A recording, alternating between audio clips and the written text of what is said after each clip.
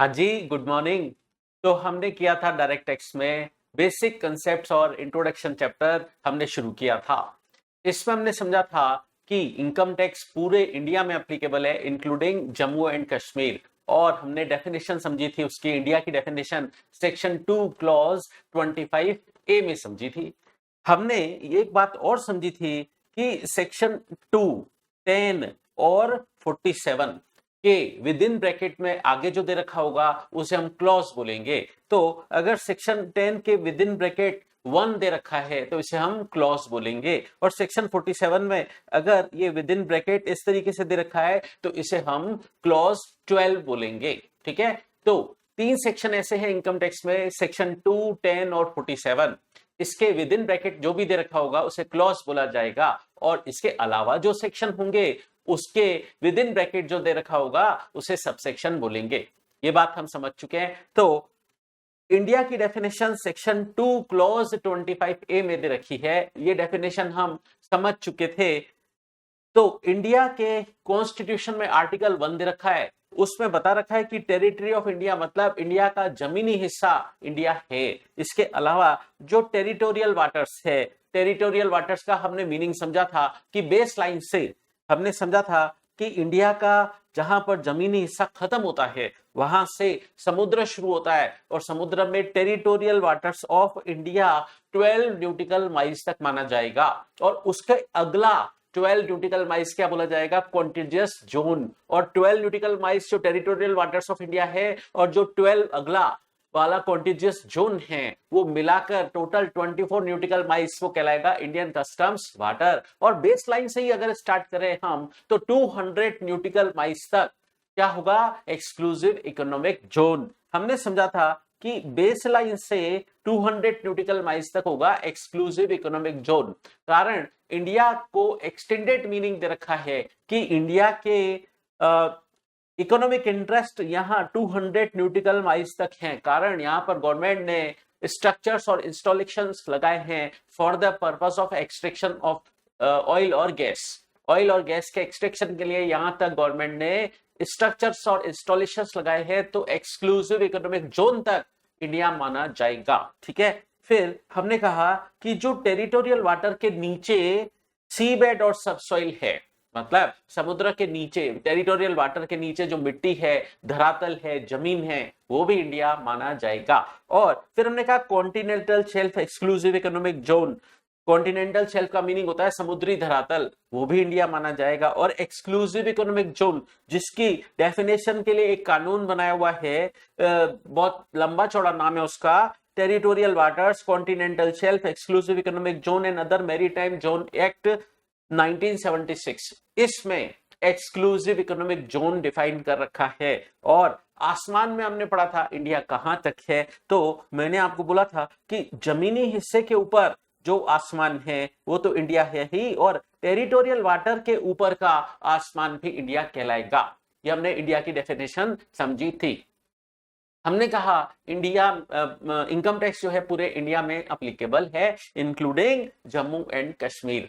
अब आज हम एक नई, अच्छा इसमें न्यूटिकल माइल की भी डेफिनेशन हमने बताई थी। क्या बताया था कि एक न्यूटिकल माइल किसके बराबर होता है, 1.853 किलोमीटर के बराबर होता है। हमने कहा कि समुद्र में जो डिस्टेंस है और गहराई है उसके हिसाब से गवर्नमेंट ने मेजरमेंट यूनिट फिक्स की है। जैसे कपड़ा मीटर में मापा जाता है, दूध लीटर या केजी में नापा जाता है, मेजर किया जाता है, तो हर चीज को मेजर करने के लिए गवर्नमेंट ने अलग अलग टाइप की मेजरमेंट यूनिट बना रखी है। वैसे ही समुद्र में दूरी और गहराई के आधार पर मेजरमेंट यूनिट बनाई गई है न्यूटिकल माइल, और एक न्यूटिकल माइल बराबर होता है 1.853 किलोमीटर के बराबर। ठीक है, तो ये इंडिया की डेफिनेशन हमने समझी थी। और हमने समझा था कि इंडिया को एक्सटेंडेड मीनिंग क्यों दिया गया है कि बेस लाइन से भी 200 न्यूटिकल माइल्स तक इंडिया माना जाएगा। कारण मैंने बोला यहां से ऑयल और गैस एक्सट्रैक्ट करके जमीनी हिस्से तक लेकर आएंगे। अगर इंडिया को एक्सटेंडेड मीनिंग नहीं देंगे और बेस लाइन तक ही इंडिया मानेंगे, तो जब ये ऑयल और गैस का एक्सट्रैक्शन करके जमीनी हिस्से तक लाएंगे तो फिर वो तो इंपोर्ट ट्रीट हो जाएगा। गवर्नमेंट ऐसा नहीं करना चाहती, उसे इंपोर्ट नहीं मानना चाहती, इसलिए गवर्नमेंट ने इंडिया को एक्सटेंडेड मीनिंग दे रखा है। ठीक है। और हमने बात की थी कि जहां पर एक्सक्लूसिव इकोनॉमिक जोन खत्म होता है वहां से हाई सी शुरू हो जाता है और वहां पर सारी कंट्रीज का इक्वल राइट होता है। ठीक है, तो चलिए हमने इंडिया की डेफिनेशन रिवाइज कर ली। अब आज हम एक नई बात समझने जा रहे हैं फर्स्ट चैप्टर में, एचयूएफ का कंसेप्ट। देखिए हमने पर्सन की डेफिनेशन पढ़ी थी, पर्सन की डेफिनेशन हमने पढ़ी थी सेक्शन 2 क्लॉज 31। इसको क्लॉज बोलेंगे ना, सेक्शन 2 है तो विद इन ब्रैकेट जो दे रखा है उसे क्लॉज बोला जाएगा। तो पर्सन में एचयूएफ को इंक्लूड कर रखा है। HUF under income tax act separate accessible entity है, मतलब उसे पर्सन माना जाएगा। और अगर एचयूएफ को इनकम है तो एचयूएफ को अपनी इनकम पर टैक्स देना पड़ेगा। ठीक है, चलिए एचयूएफ के बारे में डिटेल में समझते हैं। यह है आपके पेज नंबर 4। पेज नंबर 4 पर एचयूएफ का कंसेप्ट दे रखा है। Under income tax act HUF को सेपरेट एंटिटी माना गया है for the purpose of assessment, मतलब अगर एचयूएफ को इनकम है तो उसे अलग एंटिटी माना जाएगा। और इसको पर्सन की डेफिनेशन में इंक्लूड कर रखा है, ये हम बात पढ़ चुके हैं। इसलिए अगर एचयूएफ को इनकम है तो एचयूएफ को भी इनकम टैक्स देना पड़ेगा। फिर एचयूएफ को वैसे देखा जाए तो under income tax act define नहीं कर रखा है, कोई डेफिनेशन नहीं दे रखी है यहाँ पर अंडर इनकम टैक्स एक्ट। तो एचयूएफ का मीनिंग क्या है? Hindu undivided family. Hindu undivided family, इसका मतलब कोई फैमिली होनी चाहिए। अच्छा बताइए फैमिली कब मानी जाती है? जब कम से कम 2 मेंबर हो। A single member can not constitute family. ठीक है, तो अब ये जो एचयूएफ है इसमें ऑल मेल्स इंक्लूड होंगे, ये पुरानी डेफिनेशन है। जो लीनियरली डिसेंडेंट है फ्रॉम ए कॉमन एंसेस्टर, तो जो एक कॉमन एंसेस्टर है उससे लीनियरली डिसेंडेंट मेंबर होंगे, कोपार्टनर होंगे, मेंबर होंगे, वो फैमिली मिलकर बनाएंगे, उसे बोला जाएगा एचयूएफ। और एचयूएफ पता है 4 पीढ़ियों तक काउंट होती है। ठीक है, एक वंश है उसकी 4 पीढ़ियों तक एचयूएफ काउंट होती है। फिर उसमें फैमिली के अंदर जो करता है या अदर मेंबर्स हैं उनकी वाइफ्स भी शामिल होंगी, डॉटर्स भी शामिल होंगी। तो एचयूएफ की ये बेसिक डेफिनेशन है। अब आपको पता है कि एचयूएफ के अंदर 2 टाइप के मेंबर होते हैं, एक होता है कोपार्टनर और एक होता है नॉन कोपार्टनर। जो कोपार्टनर का मीनिंग क्या है? कोपार्टनर का मीनिंग है जिस मेंबर के पास फैमिली में पार्टीशन डिमांड करने का राइट है वो कोपार्टनर कहलाता है। मतलब जो फैमिली में बंटवारा करने की बात कर सकता है और अपना हिस्सा मांग सकता है, वो मेंबर जिसके पास ये राइट है वो कहलाता है कोपार्टनर। ठीक है, तो एचयूएफ में 2 टाइप के मेंबर होते हैं, कोपार्टनर और नॉन कोपार्टनर। अब बात करते हैं, सारे मेंबर आपस में रिलेटेड हैं और एक जो फैमिली का हेड होता है आपको पता ही है उसको कर्ता बोला जाता है। अब एचयूएफ में काफी सारे मेंबर्स हैं और एचयूएफ 4 डिग्री तक माना जाता है, ये बात हमने कर ली थी। और मतलब क्या, जो फैमिली का हेड है और उसके नीचे 3 पीढ़ी तक जो डिसेंडेंट मेंबर हैं, टोटल 4 डिग्री तक, 4 डिग्री तक एचयूएफ माना जाता है। अब एक बहुत ही इंपॉर्टेंट बात, ओरिजिनली एचयूएफ में सिर्फ मेल मेंबर को कोपार्टनर माना जाता था, लेकिन 6 सितंबर 2005 से हिंदू सक्सेशन एक्ट 1955 में अमेंडमेंट हुआ और गवर्नमेंट ने बेटियों को भी इक्वल राइट दे दिए। मतलब डॉटर्स को भी अब कोपार्टनर माना जाएगा और वो अपने फादर की एचयूएफ में पार्टीशन डिमांड कर सकती हैं। तो सन और डॉटर अब इक्वल पोजीशन है, दोनों कोपार्टनर माने जाएंगे और अपने फादर की एचयूएफ में पार्टीशन डिमांड कर सकते हैं। कोपार्टनर का मीनिंग यही होता है कि जो फैमिली में पार्टीशन डिमांड कर सकता है। अब एक खास बात समझते हैं। देखिए एक सिंगल मेंबर है तो वो फैमिली ही नहीं है। रीजन, फैमिली का मतलब होता है ग्रुप ऑफ मेंबर्स। तो अगर एक सिंगल मेंबर है तो वो फैमिली ही नहीं है, तो फिर वो एचयूएफ भी नहीं है।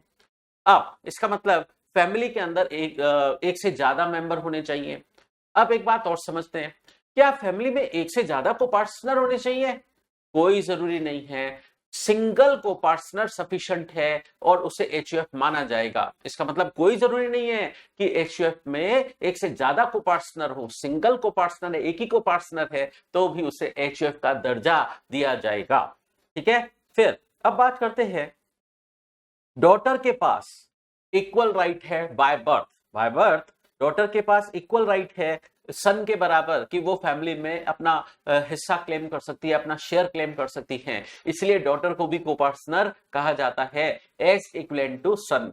ठीक है, अब बात करते हैं कि बीइंग ए कोपार्टनर डॉटर भी फैमिली की एसेट्स में अपना शेयर क्लेम कर सकती हैं और उनका राइट बिल्कुल सन के बराबर है। और लेकिन बेटी और बहू में डिफरेंस है, बेटी और बहू में डिफरेंस है। बेटी तो कोपार्टनर है एचयूएफ की, लेकिन बहू मतलब डॉटर इन लॉ वो कोपार्टनर नहीं कहलाती है। ठीक है, मतलब बेटी और बहू में डिफरेंस है for the purpose of HUF. ठीक है, अब बात करते हैं तो इसका मीनिंग क्या हुआ, जो वाइफ है या डॉटर इन लॉ है वो कोपार्टनर नहीं है, वो कोपार्टनर नहीं कहलाएंगी, वो फैमिली में मेंबर तो है लेकिन कोपार्टनर नहीं कहलाएंगी।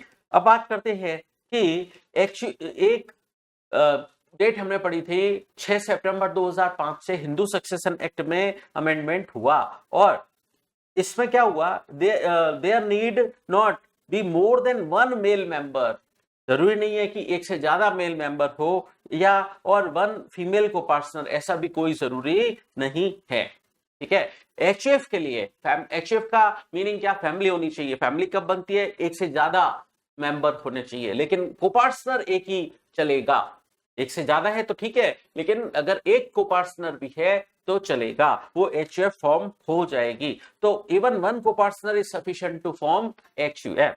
अब बात करते हैं, काफी लोग सोचते हैं कि हिंदू अनडिवाइडेड फैमिली में सिर्फ हिंदू कवर्ड होंगे। ध्यान से सुनिए, जैन और सिख फैमिलीज को भी एचयूएफ माना गया है, जैन और सिख फैमिलीज को भी एचयूएफ माना गया है। अब बात करते हैं कि हिंदू लॉ में दो अवधारणाएं हैं, टू स्कूल्स ऑफ एचयूएफ। तो ये दो अवधारणाएं क्या है या दो विचारधाराएं क्या है उसके बारे में हम समझते हैं। एक कहलाता है दाया भाग स्कूल और मिताक्षरा स्कूल। एचयूएफ में दो अवधारणाएं हैं, दाया भाग और मिताक्षरा। अब बात दोनों में डिफरेंस समझते हैं। देखो, जो दाया भाग लॉ है वो आसाम और वेस्ट बंगाल में एप्लीकेबल है और आसाम और वेस्ट बंगाल के अलावा बाकी का जो इंडिया है उसमें मिताक्षरा लॉ एप्लीकेबल है।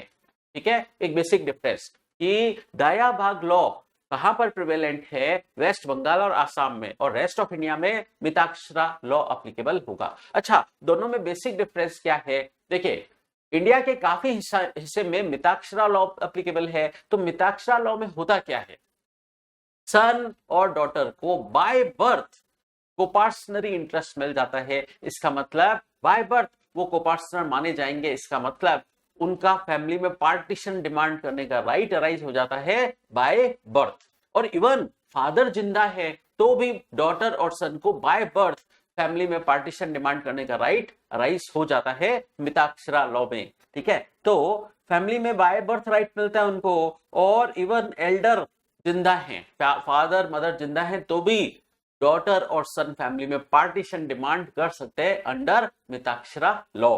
फिर इवन एक जो चाइल्ड पैदा होता है, चाहे सन है चाहे डॉटर है, उसका बाय बर्थ कोपार्टनरी इंटरेस्ट अराइज हो जाता है फैमिली की प्रॉपर्टी में। लेकिन आपको पता है जो अपना ये दाया भाग लॉ है, दाया भाग लॉ के अंदर क्या होता है आपको पता है कि बाय बर्थ राइट क्रिएट नहीं होगा। फादर अगर जिंदा है तो सन और डॉटर पार्टीशन डिमांड नहीं कर सकते, पार्टीशन की बात करने के लिए अपना मुंह नहीं खोल सकते जब तक फादर जिंदा है। ठीक है, तो बाय बर्थ राइट क्रिएट नहीं होता है अंडर दाया भाग लॉ। मिताक्षरा लॉ में तो बाय बर्थ राइट क्रिएट हो जाता है, लेकिन दाया भाग लॉ में बाय बर्थ राइट क्रिएट नहीं होता है। इसमें क्या है, जैसे फादर है और अंकल है, चाचा है, ठीक है, वो आपस में कोपार्टनर हैं, लेकिन उनके जो औलादे हैं, उनके जो सन और डॉटर हैं, वो पार्टीशन डिमांड नहीं कर पाएंगे। तो बंटवारा अंडर दाया भाग लॉ कौन क्लेम कर पाएगा, फादर और अंकल। ठीक है, फादर और चाचा आपस में बंटवारा क्लेम कर सकते हैं। चिल्ड्रन का बाय बर्थ कोई राइट क्रिएट नहीं होता है, उनको कोपार्टनरी राइट नहीं मिलता है। तो उनका कोपार्टनरी राइट, सन और डॉटर का कोपार्टनरी राइट कब अराइज होगा, जब फादर की डेथ हो, फादर की डेथ होने पर उनका कोपार्सनरी इंटरेस्ट अराइज होगा। तो जब तक फादर और उसके ब्रदर जिंदा हैं वही कोपार्सनर कहलाएंगे। अदर सन और डॉटर्स वगैरह अदर मेंबर्स वो कोपार्सनर नहीं कहलाएंगे। ठीक है, तो ये बेसिक डिफरेंस था। वैसे चलिए, वैसे इस पर मैं आपको एक अच्छा सा एग्जांपल दे देता हूं। चलिए नोट करिए, उससे आपको एचएफ के बारे में एक क्लियर अंडरस्टैंडिंग आ जाएगी। चलिए एचएफ के बारे में समझते हैं। फॉर एग्जांपल मिस्टर राम है, मिस्टर राम ही एचएफ है। ये करता है फैमिली में, हेड ऑफ द फैमिली है। इनकी वाइफ लीला, इनकी वाइफ लीला, इनकी वाइफ, ठीक है। अब इनके कॉम्बिनेशन से जो सन और डॉटर पैदा हुए उनकी हम एक लिस्ट बना लेते हैं, लिस्ट बना लेते हैं। फॉर एग्जाम्पल इनके कॉम्बिनेशन से सन 1, सन 2, सन 3 पैदा हुए।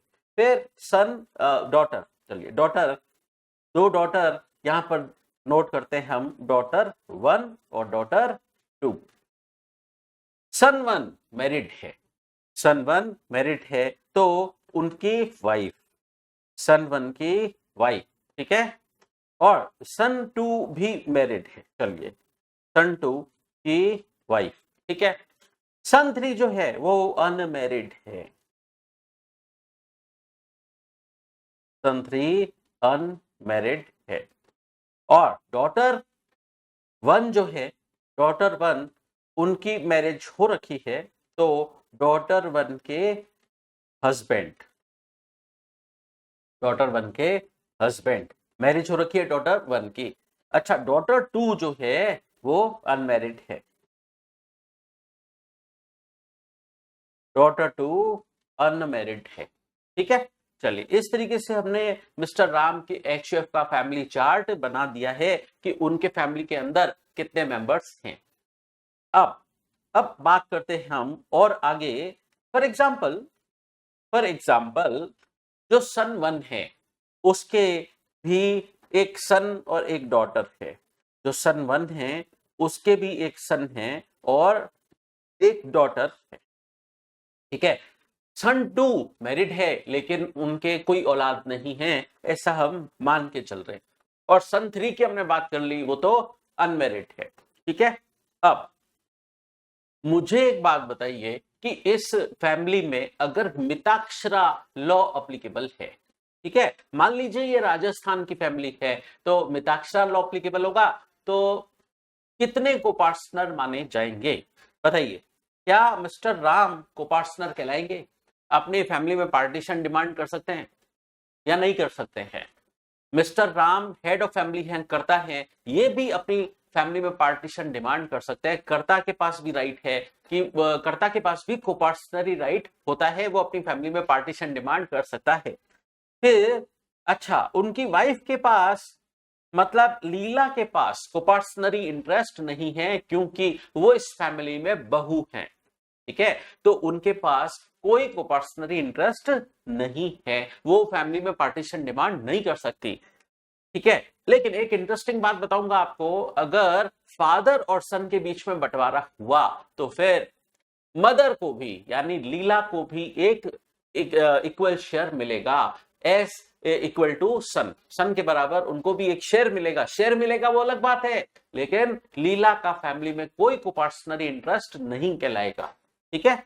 अब तो मिस्टर राम का कोपार्टनरी इंटरेस्ट है, यस। सन का है, सन 1 का, सन 2 का है, सन 3 का है, और डॉटर 1 का है, डॉटर 2 का है। अब आप बोलेंगे सर ये सन 1 के सन का और उनकी डॉटर का भी है क्या? तो मैं बता दूं कि इनका अभी कोई कोपार्टनरी इंटरेस्ट नहीं माना जाएगा। अब आप बोलोगे सर आपने तो बोला था बाय बर्थ राइट क्रिएट हो जाता है, तो इनका भी तो बाय बर्थ राइट क्रिएट हो गया होगा, ठीक है। सुनिए, अगर मिस्टर राम की जो एचयूएफ है इसको मैं बोलूं बिगर एचयूएफ, बंटवारा हुआ, मिस्टर राम ने अपनी एचयूएफ का पार्टीशन कर दिया और बंटवारे पर सन 1 को अपना शेयर मिला, ठीक है, सन 1 को अपना शेयर मिला, तो ये सन 1 के जो सन 1 के जो सन है, सन 1 का जो सन है या डॉटर है, वो अपने फादर से पार्टीशन डिमांड कर सकते हैं, वो अपने दादा मिस्टर राम से पार्टीशन डिमांड नहीं कर सकते। इसका मतलब क्या हुआ, सन 1 को जो हिस्सा मिलेगा पार्टीशन पर, बिगर एचएफ राम के पार्टीशन पर सन 1 को जो हिस्सा मिलेगा वही अपने सन और डॉटर को डिस्ट्रीब्यूट कर पाएगा, ठीक है। तो हम कहे कि फैमिली में कोपार्टनर कौन कौन है, मिस्टर राम है, सन 1 है, सन 2 है, सन 3 है, डॉटर 1 है, डॉटर 2 है। कोपार्टनर टोटल 6 हुए, ठीक है, कोपार्टनर टोटल 6 हुए। तो इस बिगर एचएफ राम की एचएफ का अगर पार्टीशन होगा तो कोपार्टनर है 6, लेकिन हिस्से बनेंगे 7, क्योंकि लीला को भी एस इक्विवेलेंट टू सन और डॉटर एक शेयर मिलेगा, ठीक है। शेयर मिलेगा अलग बात है, लेकिन लीला का कोई फैमिली के अंदर कोपार्टनरी इंटरेस्ट नहीं माना जाएगा, ठीक है। अब अभी मैंने एक बात बोली, जब बिगर एचएफ का पार्टीशन होता है तो क्या कई सारी स्मॉलर एचएफ क्रिएट हो जाएंगी? यस। तो सन 1 की एक अलग से स्मॉलर एचएफ क्रिएट हो जाएगी, सन 2 की अलग से स्मॉलर एचएफ क्रिएट हो जाएगी। अब ध्यान से सुनिए, क्या सन 3 की स्मॉलर एचएफ क्रिएट होगी?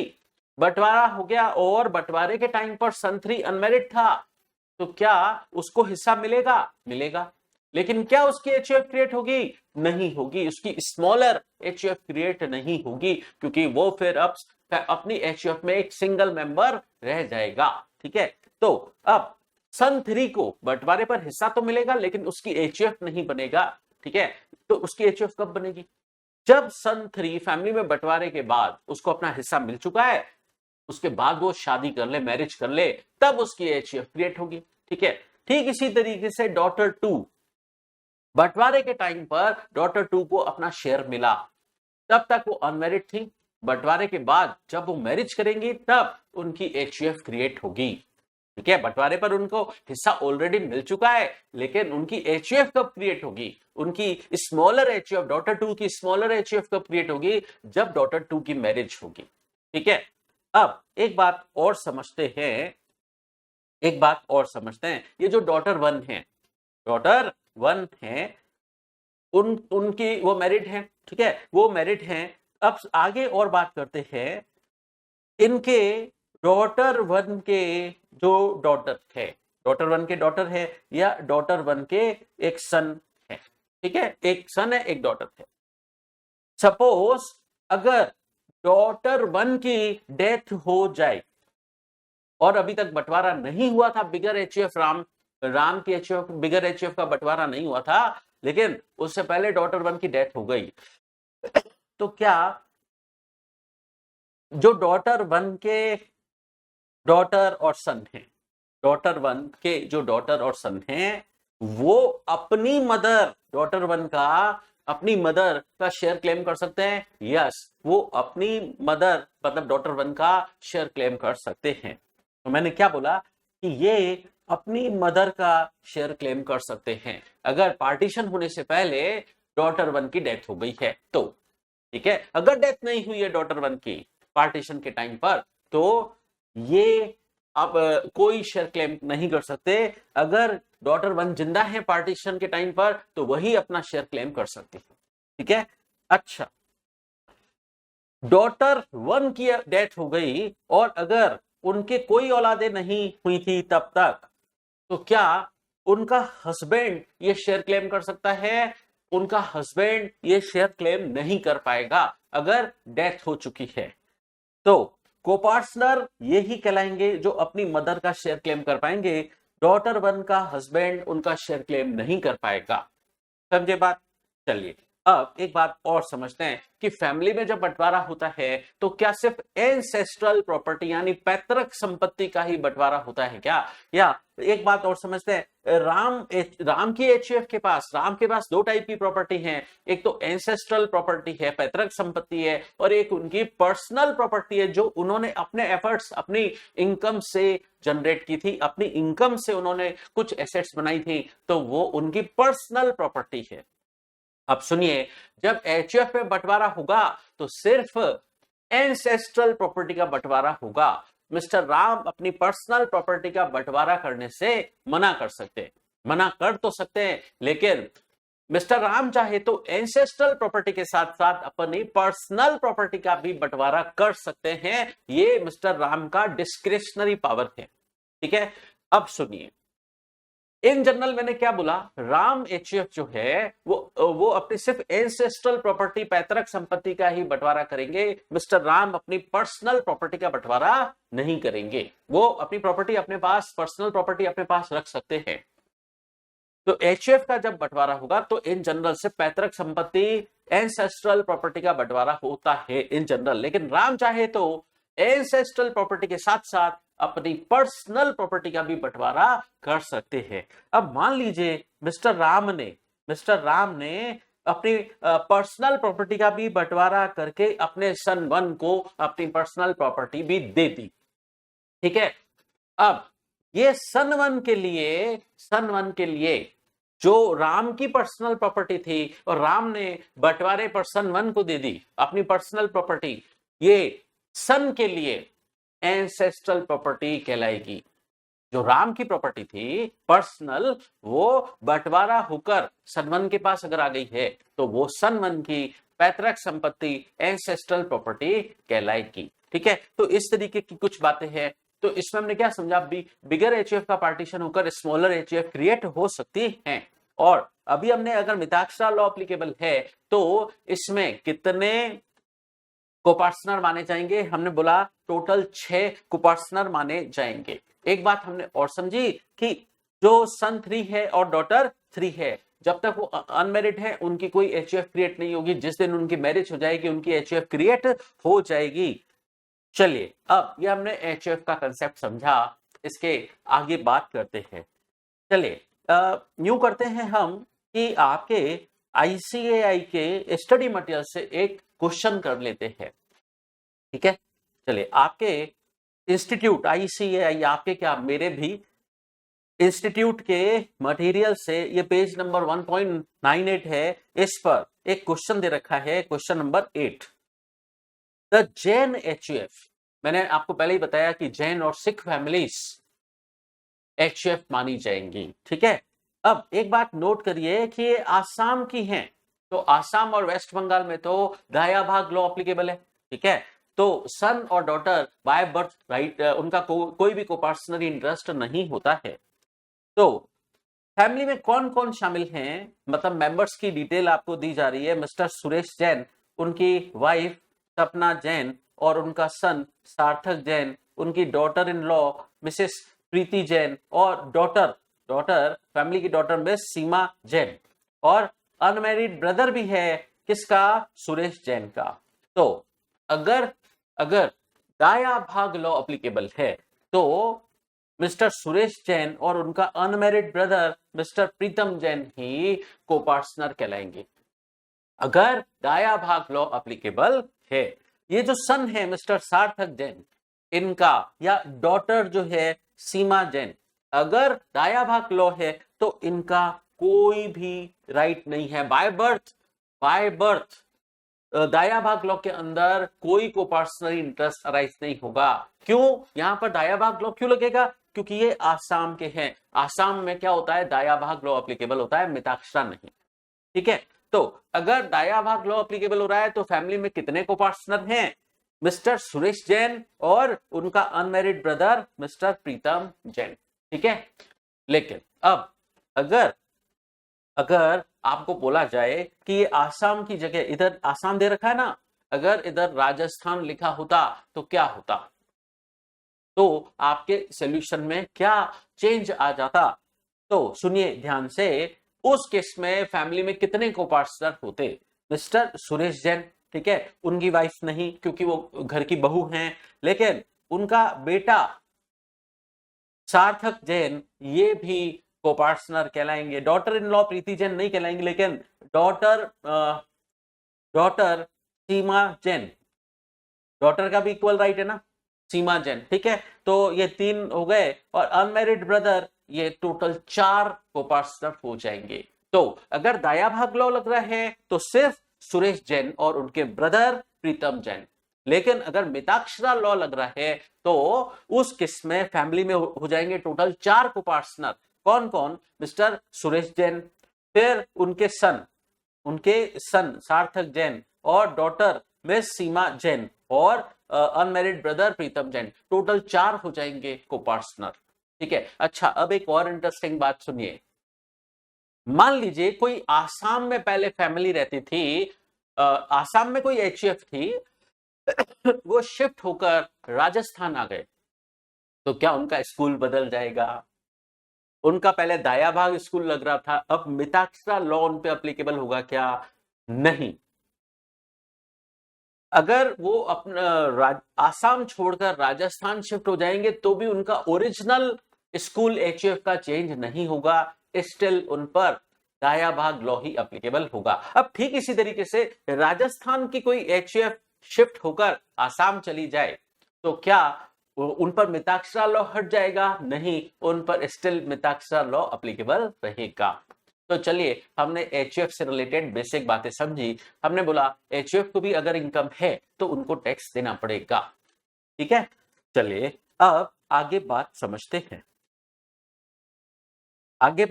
हैं। देखिए, पूरे इनकम टैक्स में मैंने आपको बोला था कि एक खास बात है, आपको मैंने बताया था प्रीवियस ईयर और असेसमेंट ईयर का कंसेप्ट। तो प्रीवियस ईयर और असेसमेंट ईयर का कंसेप्ट मैंने आपको बताया था।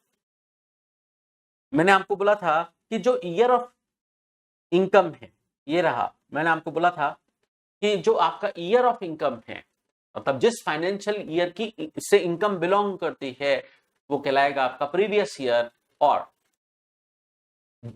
उसके वेरी नेक्स्ट फाइनेंशियल ईयर में हम टैक्स लगाने की बात करेंगे। तो जैसे फाइनेंशियल ईयर 2025-26 है, इस ईयर में आपको इनकम हुई तो ये आपका प्रीवियस ईयर है, बट इस पर टैक्स की calculation very next financial year में होगी, मतलब 2026-27 में होगी। तो ईयर ऑफ इनकम जो होता है ना, वो कहलाता है प्रीवियस ईयर। और जब हम उस पर टैक्स कैलकुलेट करने की बात करते हैं, मतलब जब जो ईयर ऑफ टैक्स होता है, जब हम ईयर उस इनकम पर टैक्स कैलकुलेट करने की बात करते हैं तो उस ईयर को हम बोलते हैं असेसमेंट ईयर। ठीक है, तो मैंने आपको पहले बोला कि मई 2026, सितंबर 2026 और जनवरी 2027 एग्जाम्स के लिए आपके लिए finance act, finance bill, finance, मैंने बोला कि फाइनेंस एक्ट कौन सा अप्लीकेबल होगा? 2025 वाला अप्लीकेबल होगा, जिसका बजट आया था 1 फरवरी 2025 को। तो आप ये हमेशा ध्यान रखिएगा कि प्रीवियस ईयर आपके लिए एग्जाम के लिए कौन सा है? प्रीवियस ईयर 2025-26, और असेसमेंट ईयर कौन सा है? 2026-27। ठीक है, अब मैंने बेसिक प्रिंसिपल की बात की कि प्रीवियस ईयर की इनकम पर टैक्स कैलकुलेट हम करते हैं असेसमेंट ईयर में। ठीक है, ये तो बेसिक बात थी कि प्रीवियस ईयर की इनकम पर हम टैक्स कैलकुलेट करते हैं असेसमेंट ईयर में। लेकिन कुछ एक्सेप्शनल सिचुएशंस आज हम पढ़ने जा रहे हैं, जिसमें हम बात करेंगे कि प्रीवियस ईयर की इनकम पर टैक्स कैलकुलेट असेसमेंट ईयर में नहीं, प्रीवियस ईयर में ही कर लेंगे। वो एक्सेप्शनल सिचुएशंस आज हम पढ़ने जा रहे हैं, जहां पर प्रीवियस ईयर की इनकम पर टैक्स प्रीवियस ईयर में ही गवर्नमेंट वसूल कर सकती है। वो एक्सेप्शनल सिचुएशन है। ठीक है, चलिए पढ़ते हैं आज वो हम एक्सेप्शनल सिचुएशंस। ये है आपके पेज नंबर 5 पर कि कुछ ऐसे केसेस जहां पर प्रीवियस ईयर की इनकम एसेस कर ली जाएगी प्रीवियस ईयर में ही, मतलब प्रीवियस ईयर की इनकम पर प्रीवियस ईयर में ही टैक्स ले लिया जाएगा। ठीक है, चलिए जनरल रूल तो क्या है कि प्रीवियस ईयर की इनकम पर टैक्स असेसमेंट ईयर में लिया जाता है। ठीक है, लेकिन इसके पढ़ते हैं हम एक्सेप्शंस। ये एक्सेप्शंस गवर्नमेंट ने क्यों बनाए हैं? इनकम टैक्स डिपार्टमेंट ने अपने इंटरेस्ट प्रोटेक्ट करने के पर्पज से ये एक्सेप्शंस बनाए हैं। पहला है सेक्शन 172, शिपिंग बिजनेस है किसका? एक नॉन रेजिडेंट का शिपिंग बिजनेस है, रेजिडेंट का नहीं, नॉन रेजिडेंट का शिपिंग बिजनेस है। कोई शिप है जो उसकी ओनरशिप वाला है या चार्टर्ड है, चार्टर्ड मतलब उसने वो शिप किराए पर लिया है, तो शिप या तो उसकी खुद की, वो उस शिप का ओनर है, या वो शिप वो किराए पर लेकर आया है। इसमें वो कैरी करता है passenger, livestock, mail, goods वगैरह। वो कैरी करता है कहां से, वो कहां से कैरी करता है गुड्स और पैसेंजर को कहां से पिक करता है, इंडियन पोर्ट से। ठीक है, तो हम इसको ऐसे लिख के समझते हैं। देखिए, मैंने बोला कि इंडियन पोर्ट है, ये शिप जो है वो जाएगा फॉरेन पोर्ट तक, किसी फॉरेन पोर्ट तक ये शिप जाएगा। ठीक है, ये समुद्र का पानी है और इसमें वेसल चल रहा है। ठीक है, ये वेसल है। तो इंडियन पोर्ट से जब शिप छोड़ेगा, जब रवाना होगा, तो यहां से जो पैसेंजर और गुड्स यहां पर लोड हुए थे, पैसेंजर इस शिप में चढ़े थे, जो गुड्स इस शिप में लोड हुआ था, उससे जो फ्रेट इनकम होगी, उससे जो फ्रेट इनकम, भाड़े की इनकम होगी, कस्टमर पैसेंजर से जो है भाड़ा लेंगे, फ्रेट की इनकम लेंगे, उस पर ये ग्रॉस फ्रेट की इनकम है, जो पैसेंजर से या अदर मेंबर से भाड़ा मिलेगा, फ्रेट की इनकम जनरेट होगी। इस बिजनेस में क्या होता है, एक्सपेंडिचर एस्टिमेट करना आसान नहीं है। तो गवर्नमेंट बोलती है एक्सपेंडिचर आपके हुए होंगे, लेकिन हम आपकी इनकम डीमिंग बेसिस पे ले लेंगे, हम आपका डीम्ड नेट प्रॉफिट यानी डीम्ड इनकम मान लेंगे। कितनी मान लेंगे, कितनी मान लेंगे, इस ग्रॉस फ्रेट इनकम का 7.5%। ध्यान से सुनिए, ये टैक्स नहीं है, ये नेट प्रॉफिट है, ये आपकी नेट इनकम है। ग्रॉस फ्रेट इनकम आपके सामने है, एक्सपेंडिचर आप एस्टिमेट कर नहीं सकते, तो हम इनकम जो है नेट इनकम डीमिंग बेसिस पर ले लेंगे। ग्रॉस फ्रेट इनकम का 7.5% हम आपकी नेट इनकम मान लेंगे। इस पर आपको टैक्स देना पड़ेगा, नॉन रेजिडेंट, इस पर आपको टैक्स देना पड़ेगा। जब आपका ये शिप इंडिया छोड़कर जा रहा है, टैक्स पे करके आपको जाना पड़ेगा। आप ये नहीं कह सकते कि पहले प्रीवियस ईयर एंड होने दो, फिर जब असेसमेंट ईयर आएगा तब मैं टैक्स दूंगा। ठीक है, आप नॉन रेजिडेंट वापस इंडिया में आई नहीं टैक्स देने, तो गवर्नमेंट को, इनकम टैक्स डिपार्टमेंट को अपने इंटरेस्ट प्रोटेक्ट करने हैं। उस पर्पज से गवर्नमेंट ने बोला कि ये शिप इंडिया छोड़ रहा है, मास्टर ऑफ द शिप को बोला जाएगा कि आपको जो ग्रॉस फ्रेट इनकम हुई है उसका 7.5% नेट इनकम मानते हुए आप इस इनकम का टैक्स पे करके जाइए। ठीक है, तो गवर्नमेंट ने ऐसा सिस्टम बना रखा है कि प्रीवियस ईयर की इनकम पर कुछ केसेस में प्रीवियस ईयर में ही टैक्स ले लिया जाएगा, असेसमेंट ईयर आने का वेट नहीं किया जाएगा। ठीक है, चलिए, तो अब समझते हैं हम। तो ये हमने समझा क्या, सेक्शन 172 एक्सेप्शन है। तो शिप को इंडिया छोड़ना कब अलाउ किया जाएगा, जब ये शिप टैक्स पे कर दे, या ऐसा भी हो सकता है मास्टर ऑफ शिप बोले कि नहीं मुझे लेट हो रहा है, मैं एक पर्सन अपॉइंट करता हूं, मैं सेटिस्फैक्टरी अरेंजमेंट करके जा रहा हूं कि टैक्स पे हो जाएगा, आप टेंशन मत करिए। तो वो नॉन रेजिडेंट बगैर टैक्स पे किए भी शिप को रवाना कर सकता है, अगर वो सेटिस्फैक्टरी अरेंजमेंट करके जा रहा है कि टैक्स पेमेंट हो जाएगा। तो इस केस में कितनी इनकम मानी जाएगी, ये जो ग्रॉस फ्रेट इनकम है उसका 7.5% नेट प्रॉफिट माना जाएगा। ठीक है, तो मैंने बोला ये 7.5% क्या है, नेट इनकम है, मतलब नेट प्रॉफिट है आपका, ऐसा माना जाएगा। ठीक है, और उसी ईयर में माना जाएगा जिस ईयर में ये फ्रेट इनकम अराइज हुई है, मतलब जिस प्रीवियस ईयर की इनकम है उसी ईयर में उसका टैक्स ले लिया जाएगा। ठीक है, ये एक सेक्शन हमने पढ़ा एक्सेप्शन कि प्रीवियस ईयर की इनकम का टैक्स प्रीवियस ईयर में ही ले लिया गया। अब एक दूसरा सेक्शन पढ़ते हैं, section 174 person living India. Person living in India, कुछ पर्सन इंडिया छोड़ के जा रहे हैं, उनका टैक्स बनता है लेकिन उनका वो टैक्स अनपेड छोड़कर इंडिया छोड़कर जा रहे हैं और उनका वापस इंडिया में लौटने का कोई इंटेंशन नहीं है, वो परमानेंटली इंडिया छोड़ के जा रहे हैं। तो उस केस में गवर्नमेंट चाहती है कि अगर इनकी इनकम थी और ये अपना टैक्स अनपेड छोड़ के जा रहे हैं तो फिर इनको पकड़ो और प्रीवियस ईयर में ही इनका टैक्स इनसे ले लो। ठीक है, तो गवर्नमेंट असेसमेंट ईयर के आने का वेट नहीं करेगी और प्रीवियस ईयर की इनकम का टैक्स प्रीवियस ईयर में ही इनसे वसूल कर लिया जाएगा। तो एक एग्जांपल से इस बात को समझते हैं। जैसे मिस्टर राजीव है, वो यूएसए के लिए यूएसए जाने के लिए इंडिया छोड़ रहे हैं 10 जून 2025 को, ठीक है।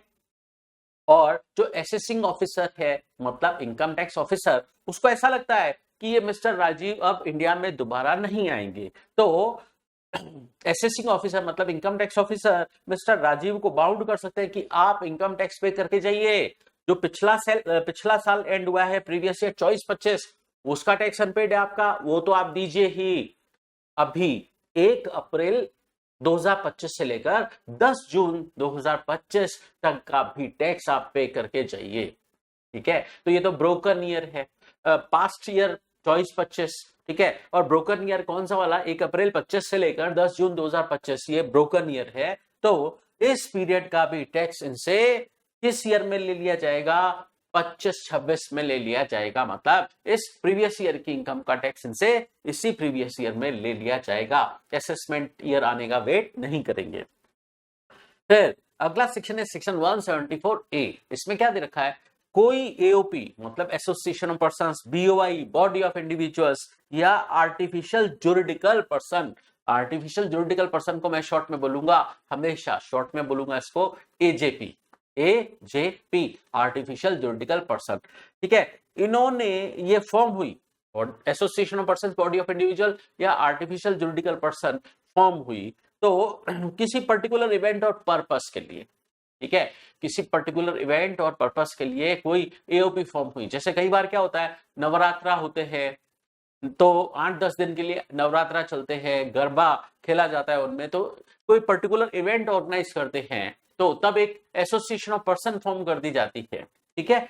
लेकिन असेसिंग ऑफिसर को ऐसा लगता है कि ये जो एओपी बनाई गई है वो या तो सेम ईयर में ही डिसॉल्व हो जाएगी या वेरी नेक्स्ट ईयर में डिसॉल्व हो जाएगी, बंद हो जाएगी। अरे 8-10 दिन का प्रोग्राम था तो 8-10 दिन के लिए एक एओपी बना दी गई, लोगों से चंदा कलेक्ट कर रही है, डोनेशन ले रही है और उनके ही दिए हुए पैसे से वो इवेंट ऑर्गेनाइज करवा दिया जाता है, ठीक है। फॉर एग्जाम्पल 25 लाख का डोनेशन इस एओपी ने कलेक्ट किया नवरात्रा फंक्शन ऑर्गेनाइज करने के लिए, ठीक है। तो 25 लाख का इनको डोनेशन मिला, इसमें से इन्होंने खर्चा किया फॉर एग्जाम्पल 15 लाख, बाकी का जो 10 लाख है इस पर इनको टैक्स देना पड़ेगा, ठीक है। तो अगर असेसिंग ऑफिसर को ऐसा लगता है कि ये एओपी डिसॉल्व हो जाएगी सेम ईयर में या नेक्स्ट ईयर में, तो वो up to the date of dissolution तक की इनकम का टैक्स उसी ईयर में ले सकते हैं। Up to the date of dissolution तक की डेट तक का टैक्स, उस up to the date of dissolution तक जो इनकम हुई उस पे जो भी टैक्स बनता है वो सेम ईयर में ही ले लिया जाएगा। फिर एक और बात समझते हैं, section 175, person likely to transfer property to avoid tax. For example एक पर्सन है मिस्टर एक्स, उसने कोई प्रॉपर्टी बेच दी या कोई एसेट बेची थी जिस पर उसको इनकम हुई थी, बट उसने अपनी इस इनकम का टैक्स नहीं दिया, ठीक है, और देना भी नहीं चाहता। अब उसको लगता है कि गवर्नमेंट मेरे से ये टैक्स वसूले तो मेरे पास फंड तो अवेलेबल है नहीं, पैसे है नहीं मेरे पास टैक्स भरने के लिए, तो बट मेरे पास प्रॉपर्टी है, मैं यूं कर, तो गवर्नमेंट क्या करेगी, अब इस मिस्टर एक्स को क्या लगता है कि गवर्नमेंट मेरी इनकम का टैक्स वसूलने के लिए मेरे पास मुझे नोटिस देगी और बोलेगी आप टैक्स जमा करो, और टैक्स भरने का मेरे पास पैसा नहीं है, तो मेरी कोई प्रॉपर्टी नीलाम न कर दी जाए।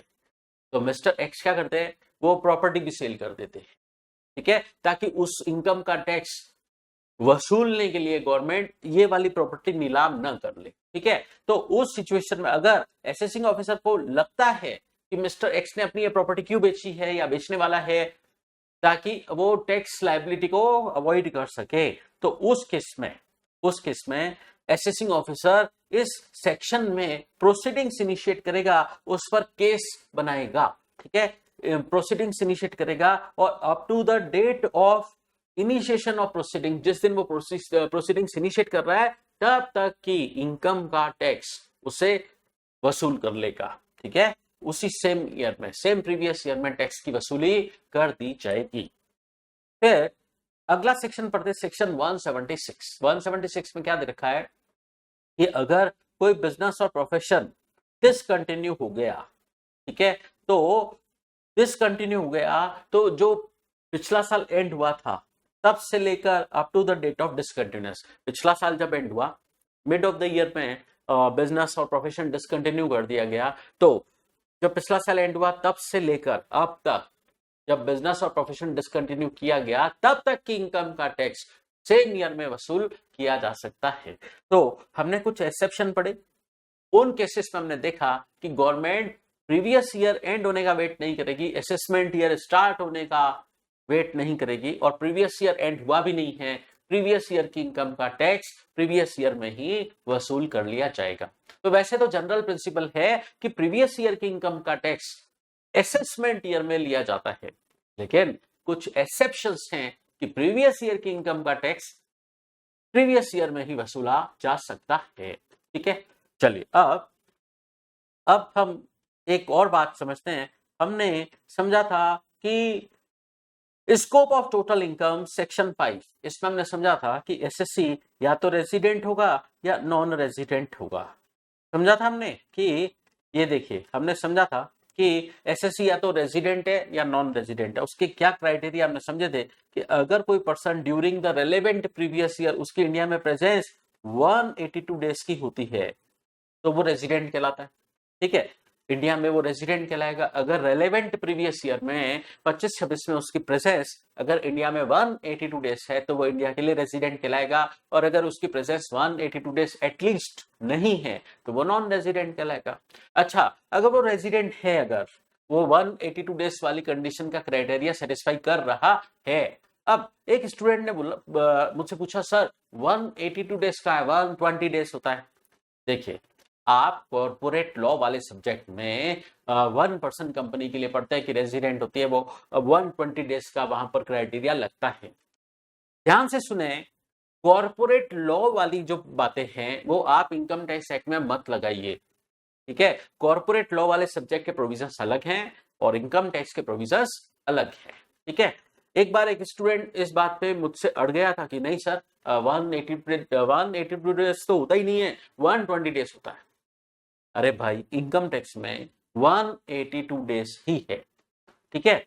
चलिए, खैर अब आगे बात करते हैं। मैंने बोला रेजिडेंट है अगर, तो फिर हम क्लासिफाई करेंगे कि ये ऑर्डिनरली रेजिडेंट है या नॉट ऑर्डिनरली रेजिडेंट है। उसके लिए मैंने क्या बोला था कि past 7 years, relevant previous year को छोड़ दीजिए, 25-26 रेलेवेंट प्रीवियस ईयर को छोड़कर पास्ट 7 ईयर्स में उसकी इंडिया में प्रेजेंस 730 डेज है, प्लस रेलेवेंट प्रीवियस ईयर को छोड़कर पास्ट 10 ईयर्स में वो कम से कम 2 साल वो इंडिया में रेजिडेंट है।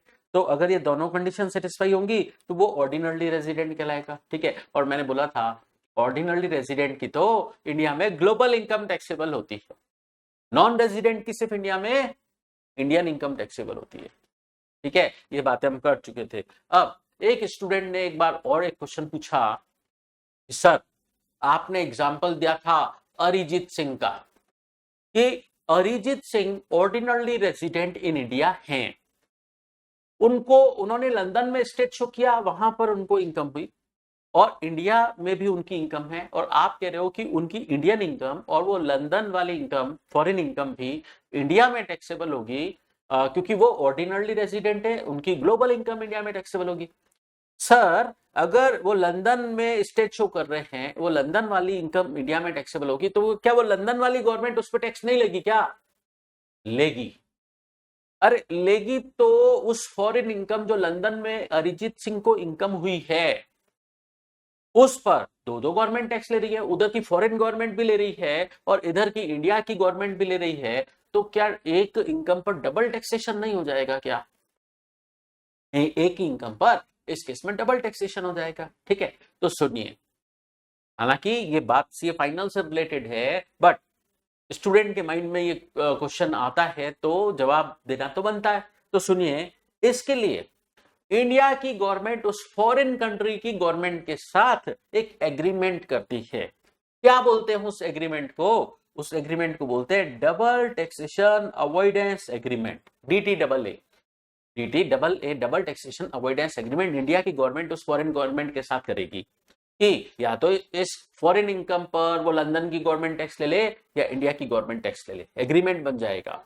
एग्रीमेंट में ऐसा भी लिखा जा सकता है कि इस इनकम पर मान लो अगर 10% टैक्स लगना है तो 5% लंदन की गवर्नमेंट ले ले और 5% इंडिया की गवर्नमेंट ले ले। तो एग्रीमेंट में लिखे मुताबिक सारी बातें होंगी। तो इस तरीके से इंडिया की गवर्नमेंट फॉरेन कंट्री की गवर्नमेंट के साथ डबल टैक्सेशन अवॉइडेंस एग्रीमेंट कर लेती है। ठीक है, तो फिर क्या होगा? रिलीफ मिल जाएगी। डबल टैक्सेशन अवॉइडेंस एग्रीमेंट में क्या बोला है कि फॉर्मूला डेवलप करेंगे, वो एग्रीमेंट के अंदर ही लिख देंगे, एग्रीमेंट के अंदर ही लिख देंगे और हम एसएससी को तो रिलीफ देंगे। ठीक है, तो मिस्टर अरिजीत सिंह को रिलीफ मिल जाएगी अगर उस फॉरेन कंट्री के साथ डबल टैक्सेशन अवॉइडेंस एग्रीमेंट हो रखा है। और अगर एग्रीमेंट नहीं हो रखा है सर तो क्या होगा? जरूरी थोड़ा ना है कि सारी फॉरेन कंट्रीज की गवर्नमेंट के साथ इंडिया ने एग्रीमेंट कर ही रखा हो। कुछ कंट्रीज ऐसी भी हैं जिनके साथ एग्रीमेंट नहीं हो रखा है, डबल टैक्सेशन अवॉइडेंस एग्रीमेंट। तो क्या उस केस में एसएससी, यहां इंडिया का एसएससी फॉरेन में जाके इनकम कमाएगा तो क्या डबल टैक्सेशन हो जाएगा? नो। सुनिए, डबल टैक्सेशन एग्रीमेंट अगर है तो गवर्नमेंट ने बोला एज पर एग्रीमेंट रिलीफ दी जाएगी। ठीक है, सेम इनकम पर दो जगह टैक्स नहीं लगेगा। तो उसके लिए गवर्नमेंट ने सेक्शन बनाया, सेक्शन 90 और 90A। ठीक है, ध्यान से सुनना। आगे इन सेक्शन का जब रेफरेंस आता है कई जगह बीच बीच में तो आप कंफ्यूज हो जाओगे, तो इसलिए इस बात को मैं जानबूझ के अभी बता रहा हूं। अगर डबल टैक्सेशन अवॉइडेंस एग्रीमेंट हो रखा है तो उस फॉरेन इनकम पर इंडिया में जो टैक्स लग रहा है उस पर उसको रिलीफ दी जाएगी अंडर सेक्शन 90 और 90A में। लेकिन अगर DTAA उस फॉरेन गवर्नमेंट के साथ इंडिया की गवर्नमेंट ने नहीं कर रखा है तो क्या होगा? नहीं हो रखा है एग्रीमेंट तो क्या होगा? तो क्या वो फॉरेन में जाकर अगर एसएससी इनकम कमाएगा तो क्या उस पर इंडिया में टैक्स लग जाएगा? आपको लगता है हाँ फिर तो लग जाएगा, एग्रीमेंट हो नहीं रखा है। लेकिन ध्यान से सुनिए, इस केस में गवर्नमेंट ने बोला है कि हम अपने लेवल पर रिलीफ दे देंगे। इसको हम बोलते हैं यूनिलैटरल रिलीफ मिलेगी और उसका सेक्शन बनाया गया सेक्शन 91। ठीक है, तो ये एग्रीमेंट हो रखा है तो ये कहलाता है बायलैटरल रिलीफ सेक्शन 1990A। और एग्रीमेंट नहीं हो रखा है तो यूनिलैटरल रिलीफ मिलती है अंडर सेक्शन 91। ठीक है, वैसे ये बातें सीए फाइनल की हैं। सीए फाइनल में आता है रिलीफ फॉर डबल टैक्सेशन। ठीक है, लेकिन यहाँ सीए इंटर में इन सेक्शन का रेफरेंस आ जाता है, फिर स्टूडेंट कंफ्यूज होते रहते हैं, इसलिए मैंने अभी इस बात को पहले ही क्लियर कर दिया। ठीक है, तो हमने इस चैप्टर में काफी सारी बातें समझी। क्या क्या समझा हमने इस चैप्टर में, एक बार फटाफट बात कर लेते हैं। मैंने आपको बोला कि इंडिया में दो टाइप के टैक्सेस हैं, direct tax, indirect tax. Direct tax खुद की ओन पॉकेट से देना है, ठीक है, अपनी जेब कटती है टैक्स देने में। ठीक है, लेकिन डायरेक्ट टैक्स अपनी ओन पॉकेट से बियर करना होता है। इनडायरेक्ट टैक्स दूसरे पर्सन से वसूल करके गवर्नमेंट को डिपॉजिट कराना पड़ता है, अपनी ओन पॉकेट से नहीं देना पड़ता है। ठीक है, जैसे सेलर बायर से टैक्स कलेक्ट करता है और गवर्नमेंट को जमा कराता है, इनडायरेक्ट टैक्स में ये सिस्टम होता है। फिर हमने बात की थी इनकम टैक्स एक्ट 1961 बनाया हुआ है, एप्लीकेबल हुआ पूरे इंडिया में कब से? 1 अप्रैल 1962 से। गवर्नमेंट को पावर मिला जो है वो इंडिया के कॉन्स्टिट्यूशन से मिला, कॉन्स्टिट्यूशनल अथॉरिटी है, इसको हम बोलते हैं लेजिस्लेटिव अथॉरिटी। ये वर्ड इस चैप्टर के शुरू में यूज हुआ। लेजिस्लेटिव अथॉरिटी है गवर्नमेंट के पास, मतलब इंडिया के कॉन्स्टिट्यूशन से गवर्नमेंट को पावर मिला एंटी नंबर 82 से। फिर इंडिया की डेफिनेशन हमने बात कर ली थी। एक बात और सुनिए ध्यान से, कुछ मिसक्लेनियस बातें समझते हैं। पर्सन की डेफिनेशन में गवर्नमेंट को इंक्लूड नहीं कर रखा है, तो क्या गवर्नमेंट को टैक्स नहीं देना होगा? आप बोलोगे हाँ सर, गवर्नमेंट को टैक्स, गवर्नमेंट कैसे टैक्स पे करेगी? गवर्नमेंट तो टैक्स वसूलेगी ना। गवर्नमेंट खुद कैसे पेयर हो सकती है? टैक्स पेयर नहीं हो सकती गवर्नमेंट। ध्यान से सुनो, government under income tax act person की डेफिनेशन में फॉल नहीं करती है, इसलिए गवर्नमेंट को टैक्स नहीं देना है, गवर्नमेंट तो टैक्स वसूलेगी। लेकिन जब जीएसटी की बात होगी, इनडायरेक्ट टैक्स की बात होगी, तो क्या इनडायरेक्ट टैक्स मतलब जीएसटी में पर्सन की डेफिनेशन में क्या गवर्नमेंट को इंक्लूड किया है? यस किया है। वहां जीएसटी में हम पढ़ेंगे कि गवर्नमेंट को पर्सन की डेफिनेशन में शामिल किया है। क्यों किया है? अगर गवर्नमेंट सेलर है, गवर्नमेंट सप्लायर है, गुड्स और सर्विस की सप्लाई कर रही है, सेल कर रही है, तो क्या गवर्नमेंट को टैक्स वसूल करना पड़ेगा? यस, वसूल करना पड़ेगा और अपने पास रखना पड़ेगा। कारण बर्डन दूसरे पब्लिक पर शिफ्ट हो रहा है, उस केस में पब्लिक से टैक्स वसूल करके गवर्नमेंट अपने पास रख रही है। तो यस, जीएसटी में पर्सन की डेफिनेशन में गवर्नमेंट को शामिल किया गया है। ये डायरेक्ट टैक्स और जीएसटी का डिफरेंस है। डायरेक्ट टैक्स के अंदर पर्सन की डेफिनेशन में गवर्नमेंट को इंक्लूड नहीं किया है, लेकिन जीएसटी के अंदर पर्सन की डेफिनेशन में गवर्नमेंट को इंक्लूड किया है। ठीक है, अब एक और सवाल, सर वो गवर्नमेंट कंपनी को टैक्स देना पड़ेगा क्या? हाँ, देना पड़ेगा। गवर्नमेंट कंपनी गवर्नमेंट नहीं है, गवर्नमेंट कंपनी गवर्नमेंट नहीं है, उसके अंदर बस गवर्नमेंट का 51% कंट्रोल है। ठीक है, तो गवर्नमेंट कंपनी गवर्नमेंट नहीं है, उसको भी टैक्स देना पड़ेगा, वो ये कंपनी में शामिल हो जाएंगे। ठीक है, चलिए अब और बात समझते हैं। चलिए एक और बात समझा देता हूं मैं आपको, जो आगे और काम आएगी। सुनिए, समझते हैं एक छोटी सी बात, एक छोटी सी बात समझते हैं। आपने सुना है प्रोविजो? प्रोविजो, कई लोग प्रोवाइजो बोलते हैं, कुछ लोग प्रोविजो बोलते हैं। तो प्रोविजो का क्या मीनिंग होता है? आप बोलोगे सर प्रोविजो का मीनिंग होता है exception to the main provision, exception to the main provision. ठीक है, तो जैसे मैं एक एग्जांपल देता हूं, सेक्शन 50C का। 50C वैसे हम कैपिटल गेन चैप्टर में पढ़ेंगे। ठीक है, 50C में क्या है, जैसे 50C में सबसेक्शन 1 है, फिर सबसेक्शन 2 है, 3 है। ठीक है, सेक्शन 50 का सबसेक्शन 1, 2, 3। अब सबसेक्शन 1 जो है, इसके अंदर टोटल 7 प्रोविजो हैं। तो प्रोविजो कैसे लिखे जाते हैं आपको पता है?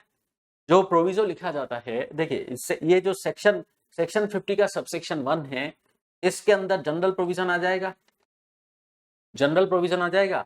अब इस जनरल प्रोविजन का कोई एक्सेप्शन है, वो प्रोविजो करके लिखा जाएगा। और आपको पता है कि प्रोविजो की लैंग्वेज कैसे लिखी जाती है? लिखा जाता है प्रोवाइडेड दैट, प्रोवाइडेड दैट। ठीक है, फिर इसके अंदर कुछ लिख दिया जाता है। तो आपको पता है कि ये इसका हो गया exception, exception to the main provision, वो कहलाता है प्रोविजो। अब क्या एक सेक्शन के अंदर एक ही प्रोविजो हो सकता है? मैं एग्जांपल लेने जा रहा हूं कि इस सेक्शन 50C सबसेक्शन 1 के अंदर 7 प्रोविजो हैं। तो दूसरा प्रोविजो कैसे लिखा जाएगा? दूसरा प्रोविजो लिखा जाएगा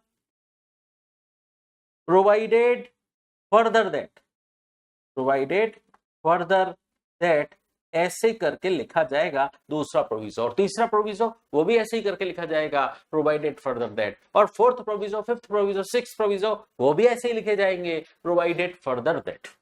और जो लास्ट वाला प्रोविजो होगा, जैसे मैंने बोला इसमें 7 प्रोविजो हैं, तो वो 7th वाला प्रोविजो कैसे लिखा जाएगा, उसकी वर्डिंग कैसे होगी? Provided also that, provided also that. ठीक है, तो सुनिए, फर्स्ट प्रोविजो इस तरीके से लिखा जाएगा, provided that. Second, third, fourth, fifth, sixth ये ऐसे लिखे जाएंगे, प्रोवाइडेड फर्दर दैट। ठीक है, और 7th प्रोविजो लिखा जाएगा प्रोवाइडेड ऑल्सो दैट। ठीक है, इस तरीके से होगा। अब एक बात और सुनिए, क्या किसी सेक्शन के अंदर एक्सप्लेनेशन भी हो सकते हैं क्या? एक्सप्लेनेशन, एक्सप्लेनेशन क्यों लिखे जाते हैं? फॉर एग्जाम्पल सेक्शन के अंदर एक्सप्लेनेशन भी दे रखा है, ऐसे हो सकता है कि एक्सप्लेनेशन भी दे रखा हो सेक्शन के अंदर,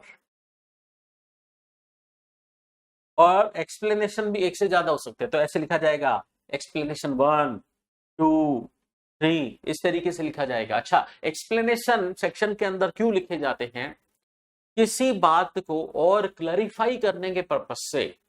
जो वैसे कई बार क्या होता है, चीजें एक्सप्लेनेटरी होती हैं, कई बार नहीं भी होती है, उनको एक्सप्लेन करने की जरूरत पड़ती है, तो उसको क्लैरिफाई करने के पर्पस से एक्सप्लेनेशन इंसर्ट किया जाता है। एक्सप्लेनेशन कितने भी हो सकते हैं, ठीक है। तो इस तरीके से कोई भी सेक्शन के अंदर प्रोविजो या हम बोले प्रोवाइजो डाले जाते हैं, एक्सप्लेनेशन डाले जाते हैं, सेक्शन सबसेक्शन डाले जा सकते हैं।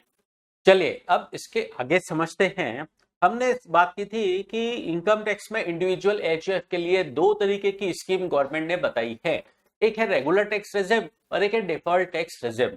हमने समझा था कि ये जो डिफॉल्ट टैक्स रेजिम है वो बाय डिफॉल्ट एप्लीकेबल होगी, लेकिन अगर एसएससी चाहता है कि मैं रेगुलर टैक्स रेजिम अपने लिए अप्लाई करवाना चाहता हूं, तो रेगुलर टैक्स रेजिम जो है वो ऑप्शनल है। उसके लिए हमने बात की थी कि एसएससी अगर रेगुलर टैक्स रेजिम ऑप्ट करना चाहता है तो उसको फॉर्म नंबर 10 IEA अपलोड करना पड़ेगा इनकम टैक्स की पोर्टल पर रिटर्न फाइल करने से पहले। और ये जो रेगुलर टैक्स रेजिम होती है वो इनकम टैक्स का रिटर्न फाइल करने की ड्यू डेट तक ही ऑप्ट की जा सकती है। अच्छा, इनकम टैक्स का रिटर्न फाइल करने की ड्यू डेट क्या है, इसके बारे में हम समझते हैं। देखिए, इनकम टैक्स में रिटर्न फाइलिंग की ड्यू डेट 3 तरीके की बताई गई है। इन जनरल रिटर्न फाइल कब तक किया जाएगा? असेसमेंट ईयर के 31 जुलाई तक।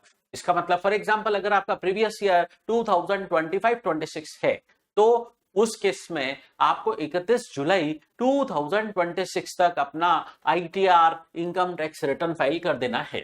लेकिन अब सुनिए, कंपनी एसएससी है या ऑडिटेड एसएससी है, कंपनी एसएससी है या ऑडिटेड एसएससी है, उनको अपना आईटीआर 31 अक्टूबर 2026 तक फाइल करना होगा, ठीक है। और एक बात हम और पढ़ेंगे, जिन एसएससी पर इंटरनेशनल ट्रांजैक्शंस के लिए या उन्होंने कोई स्पेसिफाइड डोमेस्टिक ट्रांजैक्शन किया, कुछ पर्टिकुलर ट्रांजैक्शन किए उन्होंने, तो फिर उनको एक स्पेशल रिपोर्ट सबमिट करनी पड़ती है। तो फिर उनके लिए इनकम टैक्स का रिटर्न फाइल करने की ड्यू डेट हो जाती है 30 नवंबर 2026, ठीक है। तो प्रीवियस ईयर 25-26 का रिटर्न कुछ लोग फाइल करेंगे 31 जुलाई 2026 तक, कुछ लोग फाइल करेंगे 31 अक्टूबर 2026 तक और कुछ लोग फाइल करेंगे 30 नवंबर 2026 तक।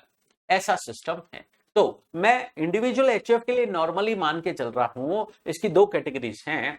क्या अगर वो कंपनी एसएससी नहीं है, ऑडिटेड एसएससी नहीं है, तो उनको अपना रिटर्न 31 जुलाई तक फाइल कर देना पड़ेगा। ईयर एंड हो गया 25-26, मतलब 31 मार्च 2026 निकल गया, उसके बाद 31 जुलाई 2026 तक उनको अपना आईटीआर फाइल करना पड़ेगा। तो ये जो रेगुलर टैक्स रेजिम है, ऑप्ट करने के लिए ये जो फॉर्म अपलोड करना पड़ेगा, फॉर्म नंबर 10 IEA, ये कब तक अपलोड करना पड़ेगा? आईटीआर फाइलिंग की ड्यू डेट तक ही आप रेगुलर टैक्स रेजिम ऑप्ट कर सकते हैं।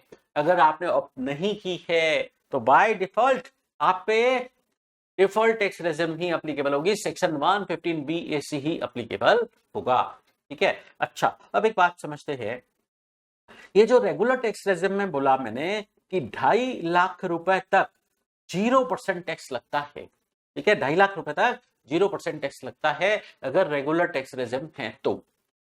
लेकिन अगर एसएससी सीनियर सिटीजन है, उसकी एज कम से कम 60 साल है, कम से कम 60 साल है, लेकिन 80 ईयर्स से बिलो है, और प्लस वो रेजिडेंट इन इंडिया है। ये बातें वैसे डिटेल में आगे चल के समझेंगे, ठीक है। अब नेक्स्ट क्लास से प्रैक्टिकल क्वेश्चंस भी शुरू हो जाएंगे। ये 3 जो क्लासेस थी वो इंट्रोडक्शन क्लासेस थी, बेसिक कंसेप्ट को कवर करने के लिए समझाई हमने, बेसिक कंसेप्ट समझाया हमने इन तीनों क्लासेस में। इसके बाद तो प्रैक्टिकल चैप्टर शुरू हो जाएंगे।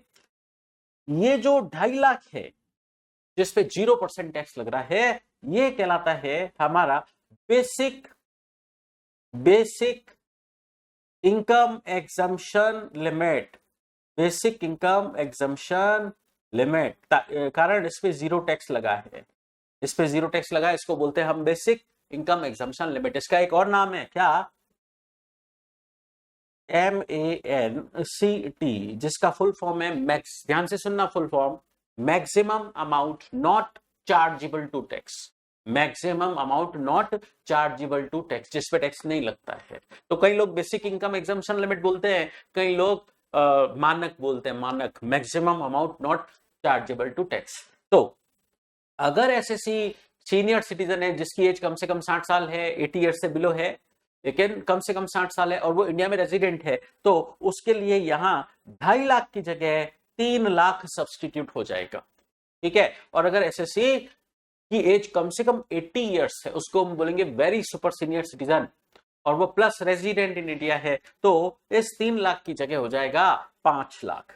इसका मतलब basic income exemption limit maximum लोगों के लिए 2.5 लाख है, लेकिन सीनियर सिटीजन प्लस रेजिडेंट के लिए 3 लाख है, और वेरी सुपर सीनियर सिटीजन जिनकी एज 80 ईयर्स है प्लस वो रेजिडेंट इन इंडिया है, मेल हो चाहे फीमेल हो, उनके लिए 5 लाख अप्लीकेबल होती है। ठीक है, अब एक छोटी सी बात और समझते हैं। एक स्टूडेंट ने व्हाट्सएप पर मुझे डाउट पूछा था। अच्छा सुनिए, डाउट पूछने के लिए आप इस नंबर पर व्हाट्सएप कर सकते हैं, ये जो नंबर है मेरा, इस पर आप डाउट अपने पूछ सकते हैं। ठीक है, कॉल भी कर सकते हैं। इस नंबर पर आप पहले, अगर आप टैक्सेशन के लिए रजिस्टर हो चुके हैं, तो इस नंबर पर आप मुझे व्हाट्सएप करेंगे अपना नाम और अपना अटेम्प्ट, जैसे आपका अटेम्प्ट सपोज मई 2026 का है तो मई 2026 और अपना नाम लिखकर मुझे आप व्हाट्सएप करें। ठीक है, फिर मैं आपका नंबर सेव कर लूंगा और आपके नंबर से जो मुझसे व्हाट्सएप पर पूछे जाएंगे क्वेश्चंस, मैं उनका रिप्लाई कर दूंगा। ठीक है, तो डाउट सॉल्विंग इस तरीके से होगी। आप चाहे तो कॉल भी कर सकते हैं। ठीक है, और जोधपुर स्टूडेंट्स के लिए डाउट सेशन भी होगा। ठीक है, वीक में एक बार या 10 दिन के गैप से डाउट सेशन भी होगा फिजिकल। ठीक है, वो क्लास में आकर डाउट सॉल्विंग करेंगे हम। चलिए अब एक बात और समझते हैं। फॉर एग्जाम्पल मैंने जैसे बोला कि आपके इनकम के 5 हेड हैं, salary head, house property head, business profession, capital gain और अदर सोर्सेस हेड। इनकम के 5 हेड हैं। इनकम की रिपोर्टिंग हेड वाइज होगी, ये बात हम कर चुके थे। अब एक बात समझते हैं। फॉर एग्जाम्पल आपके हाउस प्रॉपर्टी हेड में सपोज 2 लाख का लॉस है और आपके पीजीबीपी हेड में इनकम है सपोज 25 लाख की, तो क्या ये हाउस प्रॉपर्टी हेड का लॉस पीजीबीपी हेड की इनकम से सेट ऑफ हो जाएगा? यस हो जाएगा।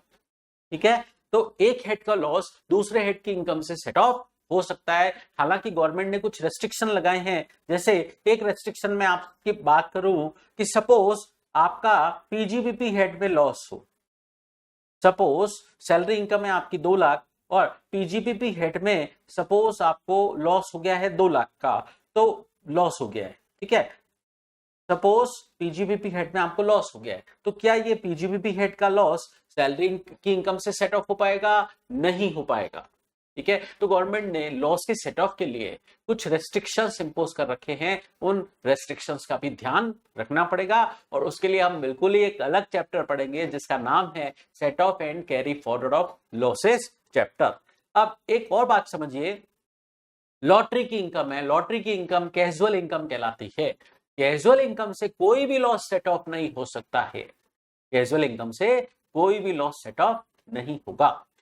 चलिए अब एक और छोटी सी बात समझते हैं। एक स्टूडेंट ने पूछा, सर आपने ये इनडायरेक्ट टैक्स का एग्जांपल लिया कि ये जो मिस्टर एक्स है इसने वाई को माल बेचा और बिल बनाया 100 रुपए value of goods plus 18% GST, 18 रुपए चार्ज कर लिया, 118 रुपए का बिल बनाकर एक्स ने वाई को दे दिया। ठीक है, फिर वाई आगे सेल कर रहे हैं 150 रुपए में। वाई कितने में सेल कर रहे हैं? 150 रुपए में सेल कर रहे हैं।